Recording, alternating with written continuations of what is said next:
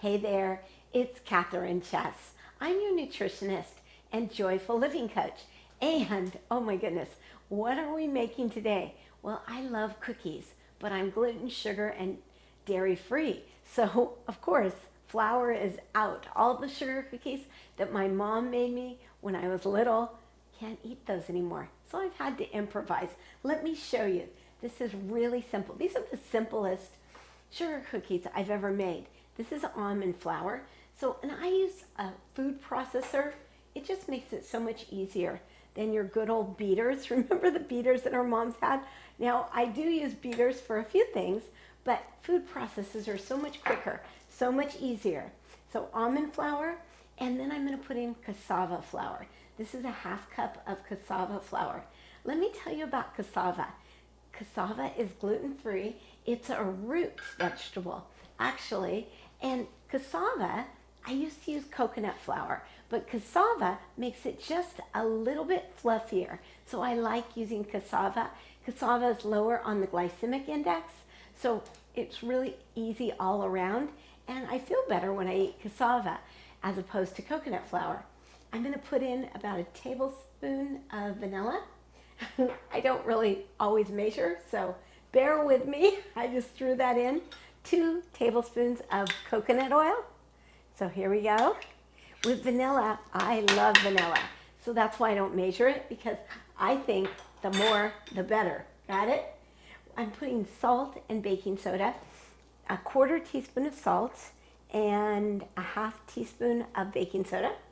So boom, 1 egg. But if you're vegan or anything like that, you don't have to use an egg. You can use something called a flax egg. What is a flax egg? So a flax egg is ground flax, just a tablespoon of ground flax soaked in about a 1/4 cup of water. And there's your flax egg. You soak it for 5 minutes and you can use it to substitute an egg. But you just saw me crack the egg right over the food processor. Don't do that at home. Crack it in another bowl. I'm just really good at it. I've cooked a lot, so I have a history of it. And the beautiful thing is we use maple syrup. Maple syrup is really low on the glycemic index. You know what? This is a new one. I have to open it up. Anyway, maple syrup, we just use a little tiny bit of it, so it's not like a big sugary sweet. I love maple syrup, and I just open this up. I'm actually annihilating this. Okay, this is sealed really well. It calls for 2 tablespoons of maple syrup. So you can see we're not putting a lot of sweetness in this, just 2 tablespoons. There we go. And actually this overflowed a little. Well, these cookies are for my husband, and he loves his cookies sweet, so, because he's a sweetie pie. So I'm going to start this. Lock it up. This is actually a new food processor, so I've never used it. So here we go. I'm going to start it on low. Okay, I blended this up. I love this new this is actually a KitchenAid. I usually use a Cuisinart, but my Cuisinart broke. So this is so adorable. I love it. It's just a nice little compact food processor. So, all right, all we do is we take out little spoonfuls, and you can see this is pretty thick, it's pretty viscose. So I just make balls with these and I flatten them. You can actually flatten them with a glass, or you can just roll them in a ball and stick them on parchment paper. Parchment paper is my secret. I love parchment paper because my pans don't get dirty. Oops. This one's stuck. We might have to put a little coconut oil on that. Or you can just roll it, flatten it, and put it out. Just like that. So I'm going to fill this pan. I'm going to cook these up, and then we're going to melt some stevia-sweetened chocolate chips on top. And I'll show you the finished product in a minute. Yum, yum, yum. Don't you just love sugar cookies?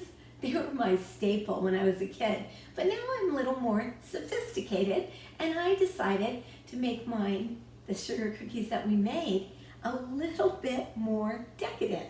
So I took some, just a chocolate bar that was about 70% cocoa. And I melted it down, mixed it with about a tablespoon of coconut oil, and then I melted it and I poured that chocolate over the cookies. Then I chopped up toasted almonds and pecans and I sprinkled it on top just to make them look a little more fancy.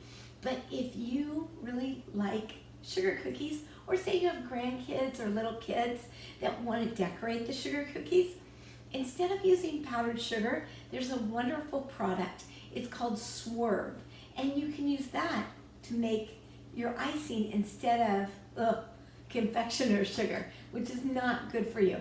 The other thing you can do is you can take palm sugar and you can blend it in your high-speed blender, and it makes it's not quite the same, but it's sort of the consistency of powdered sugar. So try that on, enjoy it, enjoy your sugar cookies, and have a great holiday. Bye-bye, love yourself.